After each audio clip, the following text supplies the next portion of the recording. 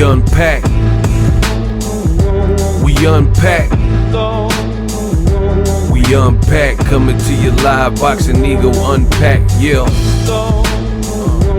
We unpack. We unpack. We unpack. Coming to you live.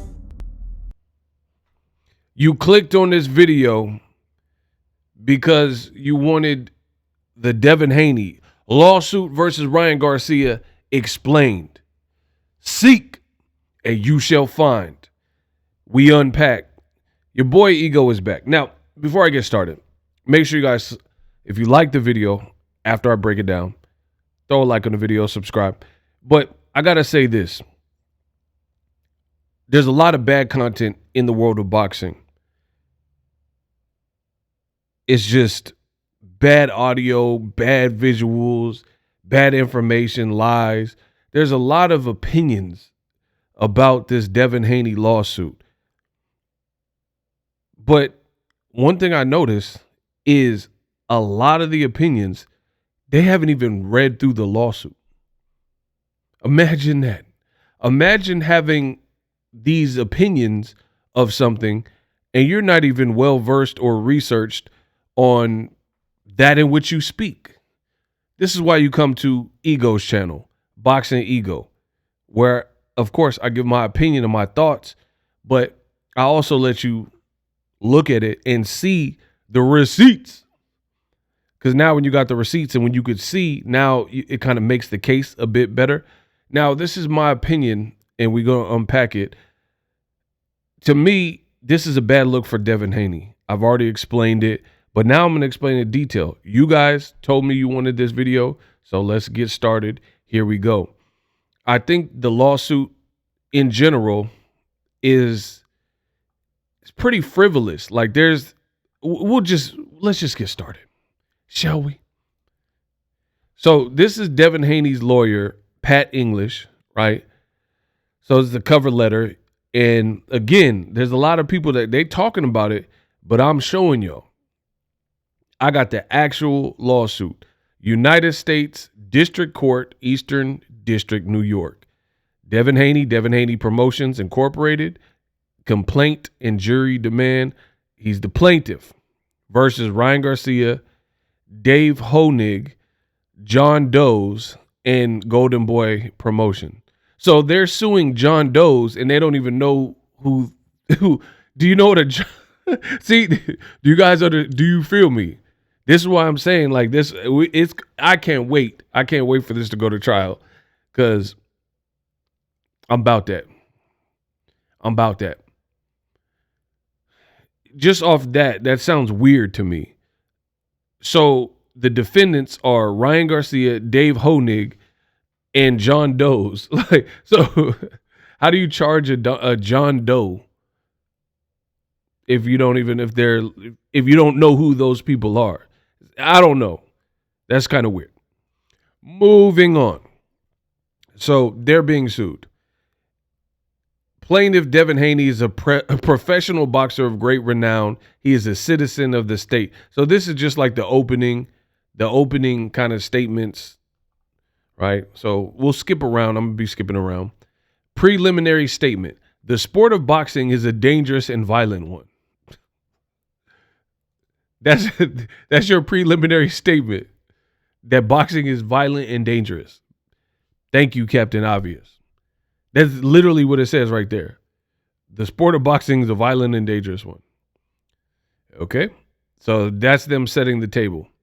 For fair and safe competition, there are certain rules which have been developed. Among those rules are the prohibition of performance-enhancing drugs and required weight classes, blah, blah, blah. Ryan Garcia was considered an erratic but talented boxer. A copy of his record as it currently appears on BoxRec is Exhibit B. So, again, I'm going to skip around.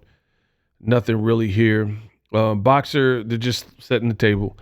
Boxer has and willfully completed accurately, blah, blah, blah.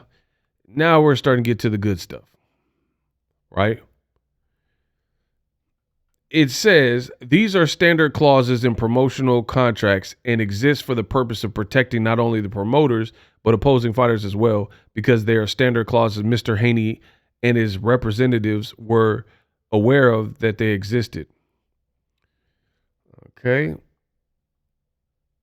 Further, as noted earlier, the bout was initially contractually to be for the WBC lightweight belt, super lightweight at a 140-pound belt. Right? Section 23. It says Mr. Haney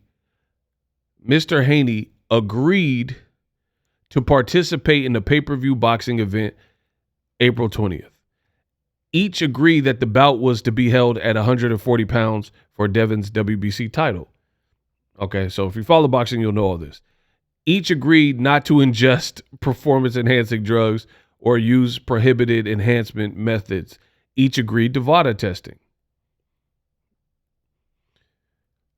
During the run-up to the bout, Mr. Garcia began to act in a bizarre manner. These bizarre actions were legion, but to quote a journalist, Garcia, they're just quoting random people. We all know Ryan was acting weird, but you're quoting some random journalist who you didn't even put the article that, do you understand what I'm saying? Okay. So you are trying to prove that Ryan's the bad guy, right? That's basically what it is. Plaintiff, defendant, right? You said these are bizarre actions were legion, but to quote a journalist, and then you put this pull quote of somebody, and I don't even know who you're quoting. This sounds like a good lawsuit already. How do you quote a journalist and then put whatever they said, TikTok video and blah, blah, blah? We don't know what publication this is from. Is it from a website? Did you quote someone who's not really a journalist that just likes boxing? We don't even know. So I think this is horrible because you have to understand how courts work. Let me break this down for you. You have to understand how a courtroom works. It's almost like a movie. When a movie, if it's a well-made movie, and they're introducing you to a character and they spend a lot of time with that character, there's usually a reason why they introduced you to that character. Like, does it help define the story? Does it show the origin? Like, this guy's crazy now. Maybe you need to meet his parents so you know the origin of why he's like the way he is. You know what I mean? So a good movie will explain through the action in the course of the movie with good writing why we even need to care about this character. So similarly, in a courtroom scenario, you said to quote a journalist, but then you don't even you put the actual quote, but then you don't tell us who the journalist is. Why should the court care about this opinion of said journalist when no one even knows who you quoted? That is by far one of the dumbest things that I've ever heard. Because again, in a courtroom scenario, you want to establish kind of like a voice or a tone. And we don't know this tone of this unknown anonymous journalist. What if this journalist got fired from all their jobs? Like we don't even know where this is from. So it's just dumb. I'm going to keep moving on because, I don't know how long this video is going to be. So that's my first gripe already. 26, the weigh-in for the bout was the day before. Garcia, in violation of the contractual obligations, came in 3.5 pounds over the contracted weight. If you follow boxing, you know that already. At the time he publicly stated that he tried to make weight, but was unable to do so. So at the weigh-in, Ryan says he was unable. Notate that. He said he was unable. And it says it right there. He tried to make the weight, but he was unable to do so. That's what Ryan Garcia claimed at the weigh-in. The next section. In reliance upon the representation, Devin Haney entered into a contract revision where, for consideration, he allowed Garcia to come into the bout overweight. So by your own legal team's admission, that's a dead issue. You entered into a contract revision because that's what happens. You could cancel the fight, or you can renegotiate and append the existing contract and add to it and say, hey, Ryan missed weight, so we're going to forfeit X amount of dollars, blah, blah, blah, and we want to keep the fight going. So why do the Haneys and their legal representation continue talk about Ryan missing the weight when you renegotiated, like I've been saying, from day one, and you appended the contract and added this new revision, and you just admitted that. You just admitted that you had to revise the contract because he missed weight. You didn't have to. You could have said, hey, screw Ryan. We moving on. We fighting Arnold Barboza. I'm not fighting somebody who's trying to game me and outweigh me. So to me, this is flimsy as hell. You knew the day of April 19th, before the ceremonial weigh-in, that Ryan had missed weight, period. You got with your team. He got with his team in Golden Boy. You guys renegotiated. And it was decided to keep the event going, and Ryan would pay you penalty money. Done. Should be. Why do they continue talking about this? The Haneyacks did the same thing, but it's different talking about it on Twitter. It's different talking about it in YouTube videos or comments, right? Because, that's free. But you're talking about it in a complaint as you sue somebody. So I don't understand where they're expecting to go with that. You agreed to fight Ryan. You took his money. End of story. Let's keep going. After the bout, Garcia stated publicly that he had lied and he was overweight in order to gain a competitive advantage over Devin Haney. Had Garcia not lied about his purpose, Haney would not have proceeded with the bout against him and or would have taken steps to protect himself. This is truly like rookie hour. So Devin Haney, in this lawsuit, in this complaint, what he's suggesting is that Ryan Garcia, he said that he tried to make weight, but after the fight, they were notified that he didn't try. And he's referring to probably that where him and Floyd were holding up to 3 pounds, taunting Devin Haney, right? So they're basically suggesting that, hey, we wouldn't have done this fight had we known that he was intentionally missing weight. So I call cap on that, and I'll prove it. Okay, I'll prove it. So once again, Devin Haney's lawyer is suggesting that it was unbeknownst to them that Ryan Garcia missed weight intentionally, and they didn't find out until after, right? It says, had Section 28, had Ryan Garcia not lied about his purpose, Haney would not have proceeded with the bout against him and or would have taken steps to protect himself. The lie detector test determined that was a lie. So as you can see, here is my post. Exhibit A. This post was before, I did this post before the actual fight, people. This post says, what does it say?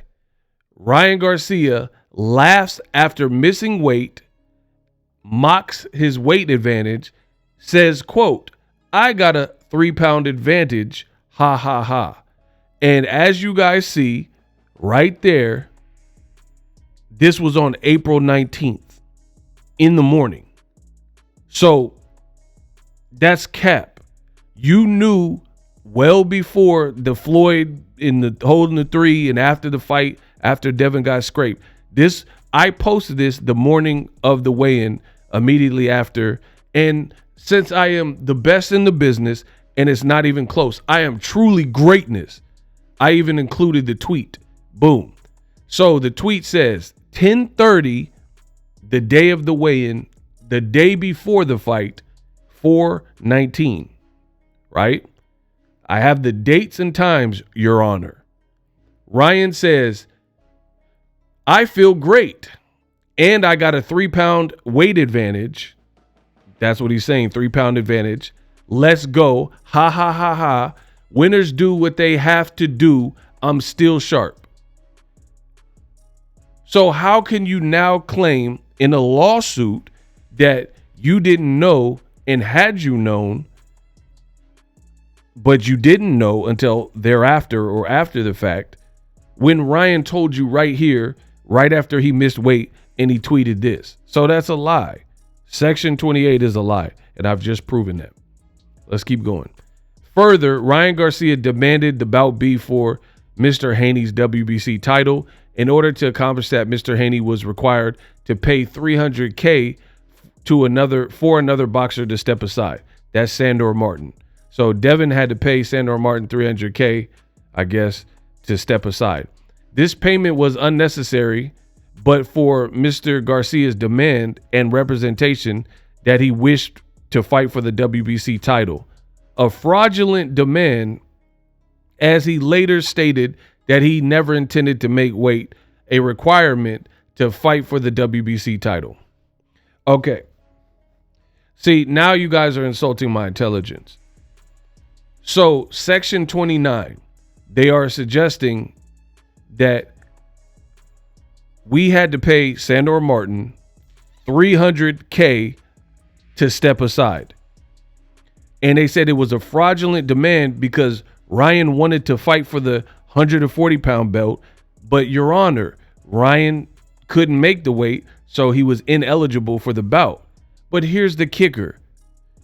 It doesn't matter if Ryan fought for the belt or not. The step aside money is what it says.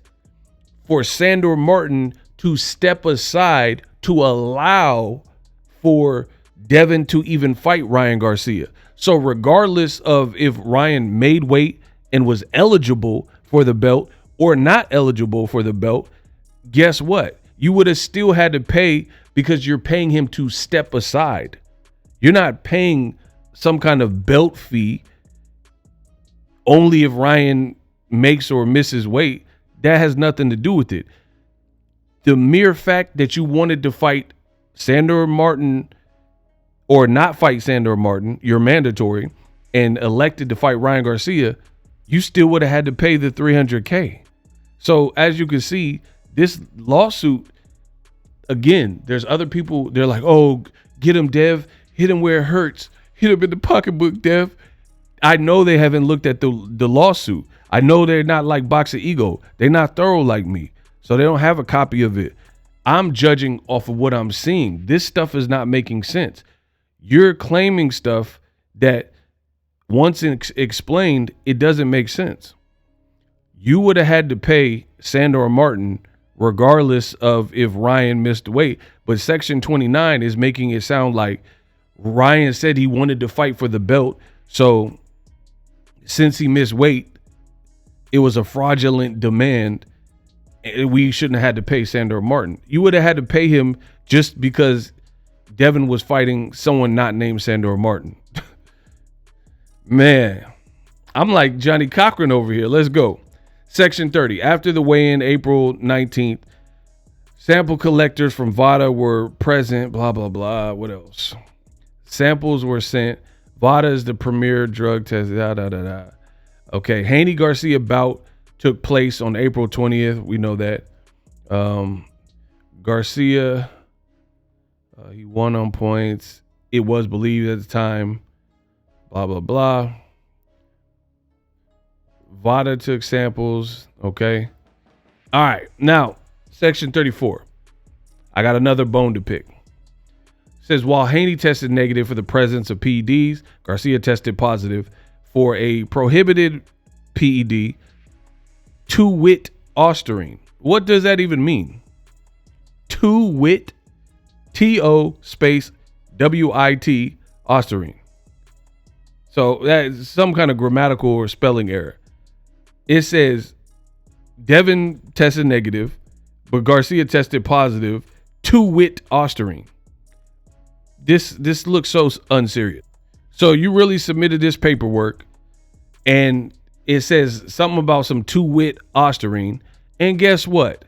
Just like the letter to the New York State Athletic Commission that I already talked about in previous videos, they spell Ostarine wrong. Osterine. Ostarine. And it's littered throughout this and it's misspelled. If you look up Ostarine, it's not spelled with an E. It's O-star-ine. O-star-ine. The way they have it written is Oster, like I believe they make can openers. That's not how you spell it. So Devin Haney, imagine being a multimillionaire like Devin Haney, and you're trying to sue Ryan to set precedents and set history, make a cheater pay. And then your legal counsel submits a lawsuit and they can't even, the one drug that he tested positive for, it's not like it was like this PED cocktail and you had to get a bunch of really, and here's the other thing. Some of these PEDs have crazy names, stanozolol, and they would be harder to spell. Ostarine is one of the easier ones to spell, and it's a SARM. You had one job and you misspelled it throughout this thing. Ostarine is not spelled like that, right? It's not looking good, people. What can I say? The test results were not known on the night of the bout as it takes time, blah, blah, blah. So it's nobody's fault. It takes time for the test. He passed all his tests leading up to it, you know, and then the ones he failed were the week of the fight, right before the fight. Right? See, look, 37, Ostarine is not approved. However, it's sold on the black market. Spelled it wrong. Representatives of Mr. Garcia have publicly suggested that Ostarine was found in trace amounts. Whatever. But, I mean, he's already being suspended. Oh, here's another one. Okay. Section 40. As noted, during the run-up to the bout, Mr. Garcia was using IVs. The use of IVs is prohibited under WADA and VADA requirements without a therapeutic use exemption and is expressly prohibited under the New York State Athletic Commission guidelines. Upon information and belief, no therapeutic. It says upon information and belief, no therapeutic use exemption was granted by the New York State Athletic Commission, and use was not disclosed on disclosures given to drug samplers. A video of Ryan Garcia receiving an IV of a fluid with a yellowish tinge may be found at this website, and it's a YouTube video. So the judge got to pull up YouTube. I'm so sorry. The judge got to copy and paste. Oh, you can't even copy. So he got to type in this YouTube URL and then paste it or type it all and then go scrub through to the 2-minute, 29-second mark. Here's the thing. The shoulder programming came out to promote the fight before the fight. So this was out weeks before. How come your team didn't say anything? You're going off of what they did on the 40 days programming, which was up before the fight, before Devin took any kind of punches or took a loss, and you didn't say anything about it. Now you're like, oh, but he had an IV. So where do you even go with that? For example, I've directed music videos, right? You can have somebody and it looks like they have a gun, but it's a prop gun. Or I've been on a set where there was like real firearms. You see what I'm saying? So my thing is this is from a judge perspective. Okay, let's say he pulls up this YouTube video that you've cited and it looks like Ryan's getting the IV. What do you do? Like, where's the IV packet? What was in the packet? This is weeks before the fight. Like, how do you even trace that back? Like, what are you hoping to gain since it wasn't caught before? The New York Commission didn't flag him for it. The video, he was doing it publicly on a shoulder programming.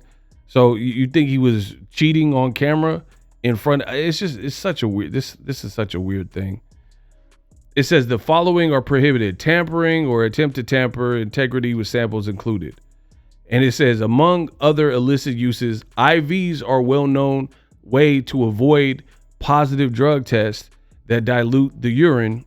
Similar language appears in VADA prohibitions and is WADA prohibited. Adding insult to the commission, Mr. Garcia has alleged he was high as uck during, they're going off of random tweets that Ryan was saying. This really blah, blah, blah. I mean, this is, the use of IVs is prohibited. It's the same thing. Ostarine is prohibited. That's why he's being suspended. But the issue with the IV is, how do you even know if it was real? Like, what if Ryan just says, oh, I was just playing around, it wasn't a real IV? How do you prove him wrong? Because you're going off of a videotape. Like, what if he was like, oh, it wasn't really like stuck in my arm, we just taped it there to make it look, to play mind games with Devin Haney? I don't even know at this point how you would even disprove anything when clearly they're not going to have the IV still, so you can send it to a forensic lab to see what was in it. This is the danger with lawsuits, because you have to be able to prove and show receipts to prove. The burden of proof is on you. You're filing this claim against Ryan Garcia, and then like saying stuff like, oh, IVs are used as masking agents. That is very true. So you could speculate, oh, he was microdosing, and, you know, Your Honor, IVs have often been used and had a yellowish tinge, and IVs have been used to clear out your system. That is true. That's a true fact. But here's the thing. If you're alleging that he was using masking agents, then why did he fail the drug test? Wouldn't that defeat the purpose of flushing your system if you do the IV on camera? So he was using masking agents to flush his system on tape callously, but then he still failed the drug test. So it's like, what are you really even proving at that point? If you're using a masking agent or you're flushing out your system, then it should be out your system, right? Furthermore, in the court of law, it's like circumstantial. If you watch crime shows and court dramas and stuff, you'll know that a lot of times, like, the feds, they don't want a case that is 100% circumstantial. They want some forensic, something that could really tie you to the crime, right? Not just like, oh, you got off work early that day, you must have done the shooting because you were in this vicinity, because you were mad at this person. Because you're mad at a person doesn't inherently mean that you shot them to death. Do you see what I'm saying? So that's too circumstantial, you know, because there's been probably situations where a person was mad, someone got off work early and was in the vicinity, but then they end up getting shot by somebody else. You can't just pin it on that person because you know there was a known existing beef. You need ballistics. Like, okay, we found the gun in your house. We matched the ballistics. The shell casings matched what would have been come out that gun. The markings all line up. Stuff like that. His team sounds super rookie. They're talking about masking agents. How do you prove that? How do you prove that Ryan is microdosing? How do you prove that it was malicious? The burden, again, is on you. This is what I said. This is my problem with this lawsuit from the beginning.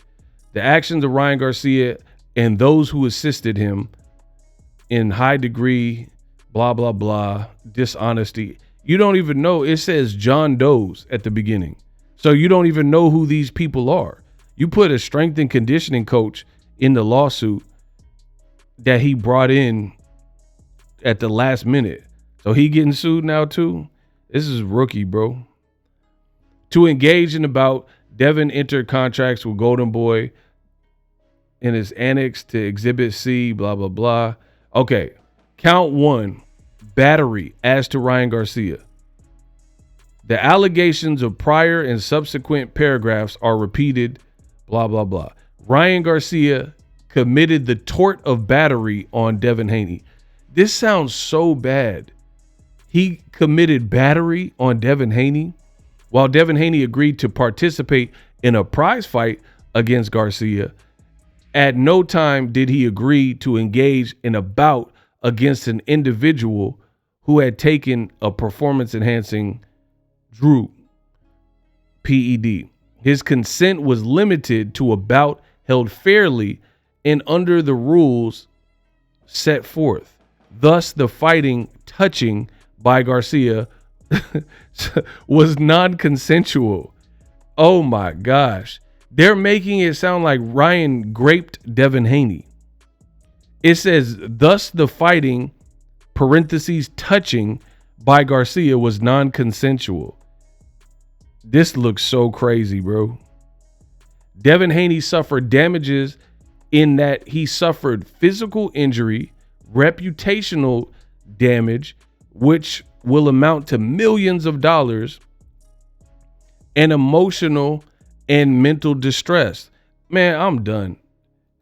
Mental distress and emotional damage, and he touched me and it was not consensual. I love my job. Bro, I've never seen this from a fighter ever. The guy at the county fair that got punched by Devin, I don't even think he's suing. And he got punched by a prize fighter. And then you have a prize fighter who fought another prize fighter, and he's like, he touched me non-consensually. This is, oh man, I must be getting old. I don't know. Again, listen, if you guys want me to make a part 2 of this video, type part 2 in the comment section and I'll continue to go through it. But this is bad. This is bad, people. You're saying, as quoted by a journalist, and then you put the quote, but you don't tell us who you're even quoting. Pretty stupid. Like, it doesn't make sense. You spelled Ostarine wrong. The one drug that you need to repeat throughout this, and what this means in terms of a legal case, you don't sound that prepared. And I don't think courts like when people waste their time. And imagine a judge reading a complaint and trying to go over it, and they see spelling errors, grammatical errors, misspellings. You already know that's going to look like, is this serious? Like, did you really not proofread this? You didn't have no one double check to make sure Ostarine was spelled wrong. You didn't make sure that when you quoted somebody that you would actually attribute who you quoted. So, or in what publication they're with. Like, this is just like boneheaded stuff. So if you guys want a part 2, yeah, put part 2 in the comment section. If enough of you guys leave a comment to say part 2, I'll say part 2. This is nasty work though. You got a fighter who's saying that he was touched non-consensually by Ryan Garcia with the left hook. And the other parts are like, Devin suffered damages, physical injury, but he said he didn't have a broken jaw. So what? Some swelling?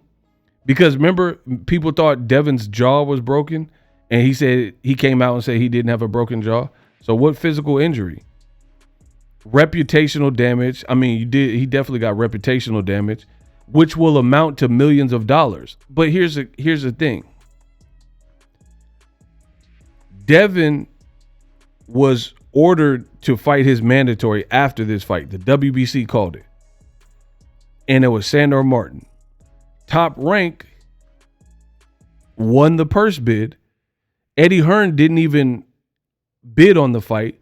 Top Rank won the purse bid, and they put up a bid to host the fight, Devin Haney versus his mandatory of Sandor Martin, And don't quote me on this because this is off the top of the dome, but I want to say Top Rank bid about $2.3 million to secure the rights to that fight, right? Devin's team, Section 52, they're saying he suffered this, and that, physical and emotional distress, but he will lose millions of dollars because of reputational damage. But Top Rank, they're trying to give you money and do business with you. And guess what Devin Haney did? Devin Haney sent a thing to the WBC and said he's not fighting Sandor Martin, and they made him a champion in recess. So you're complaining on one hand, saying that you're losing millions of dollars because of reputational damage, but then after the Ryan Garcia fight, you got the win back. So it's back. They overturned it. No contest, no decision. So you're back undefeated. And then Top Rank also spent over $2 million to secure and get the rights to you versus Sandor Martin, your mandatory, which would have been a good fight, especially off the heels of what happened in the Garcia fight.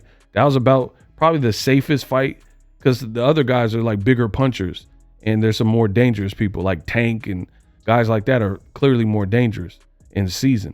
So I thought the Sandor Martin would have been a good option for Devin Haney after this. Not the biggest puncher, two clever boxers, etc.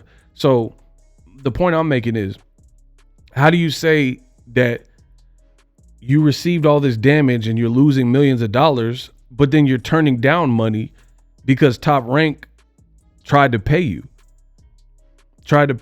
That's where you should be. Like, you would get the lion's share of the money being the champion, and then you forfeited.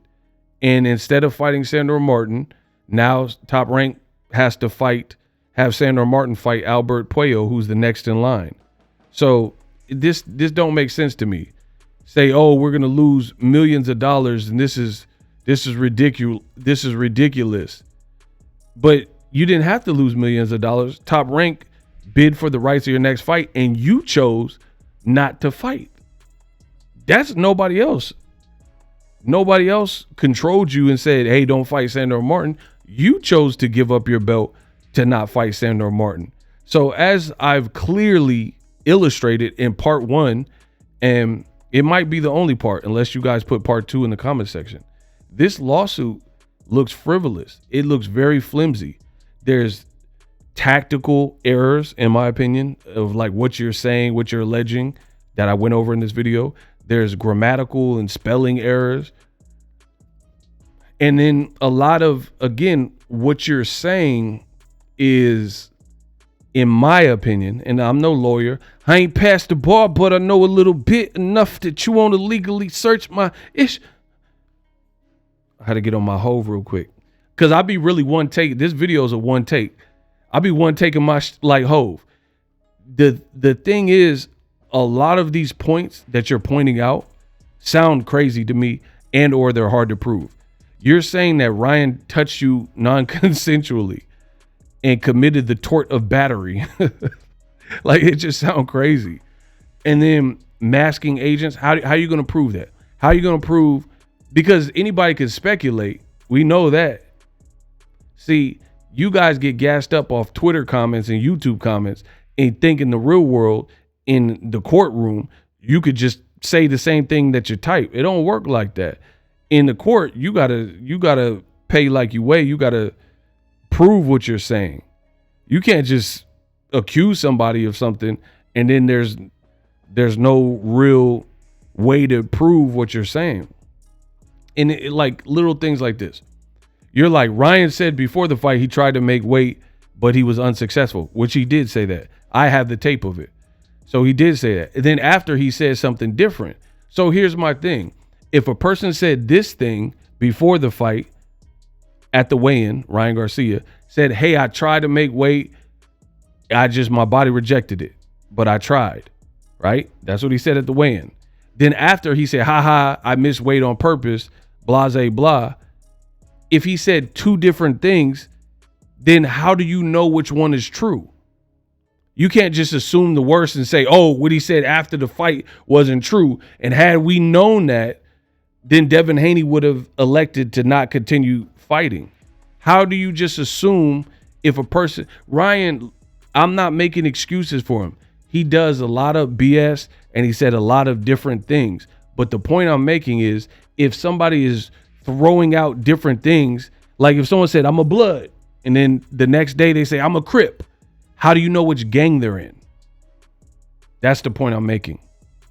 Yesterday said you were a Blood, and then today you're claiming you're a Crip. So how do you just say, oh, this man's a Blood, I know it, or he's a Crip, he said he was a Crip. Yeah, but he also said he was a Blood yesterday. Who knows? How do you decipher? And that's a lot of the problem with this is Ryan, he kind of like protected himself because he acted so erratic and unhinged. Is like, how do you even really decipher and sift through all the madness that he was saying and tweeting to get the real scoop to the point where you can use it as evidence? Like Ryan said, he slept with George Kambosos' wife. It's untrue. He said that Caleb Plant, he said he like messed with his wife or something, and then she tried to sue him. It's not true. He also said that Prime Drink Logan Paul put cyanide in the Prime to off children, and then Prime is suing him.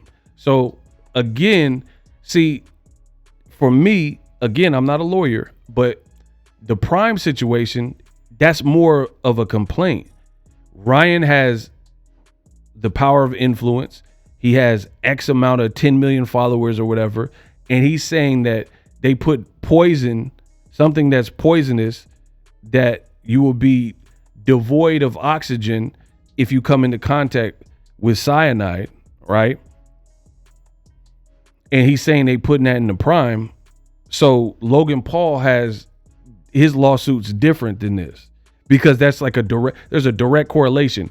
He said this is on tape, and he said X Prime Drink is this is the devil's drink and all that. Then you have a case. You have more of a case. A lot of what I'm reading in this and I went over some of it in part 1 from this Devin Haney. They talking about battery and, oh, we think he's on masking agents, and we wouldn't have agreed to the belt had we known he wasn't going to make weight. Had we known he wasn't on PEDs. What world do the Haneys live in? So I'm not condoning cheating, but Devin is not the first person that's been cheating, that's been cheated, right? So my thing is this. When would it ever be a situation where a person who pops dirty tells the opponent before the fight that they juicy and that they dirty so the person can make a better sound decision? Like, it sounds so ridiculous. It sounds soft. It sounds ridiculous. Nobody should be cheated. I get that. But at the same time, if somebody is cheating and somebody's dirt, so you think Antonio Margarito let Miguel Cotto and Shane Mosley know that he had the plaster of Paris wraps and he was loading the wraps to try to punish and maim them? Like, you think Antonio Margarito gonna come into the dressing room like, hey, Shane, I got the cheat wraps. I'll see you in 5 minutes. Good fight. Like when would that happen? Miguel Cotto, I got the cheat wraps. I'm gonna bust your ass. I see you after the ring walk. Like, who does that? When would that ever happen to the point where you're like, hey, had my client known, we would have made some different choices. That's life. There's a lot of things like where in hindsight you look back and you see how boneheaded your decision was, but you got to stand on it. You chose these things. You talking about, oh, Ryan later said that he came in overweight on purpose. So had we known that it was on purpose, you had a chance to renegotiate with the man. and you chose to continue to keep the fight. You said at the weigh-in, Devin Haney, weight won't matter, and Ryan was a bum, and he's a C-class fighter, and you're an A-plus fighter, and his antics will betray him. These are the words of Devin Haney. So you got to just live with that. You elected to proceed with the fight. You should have canceled the fight and just blamed it on Ryan. You should have fought Arnold Barboza.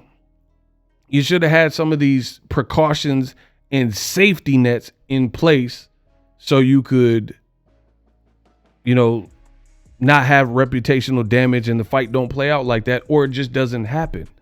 But you chose not to. That's on you. We unpacked.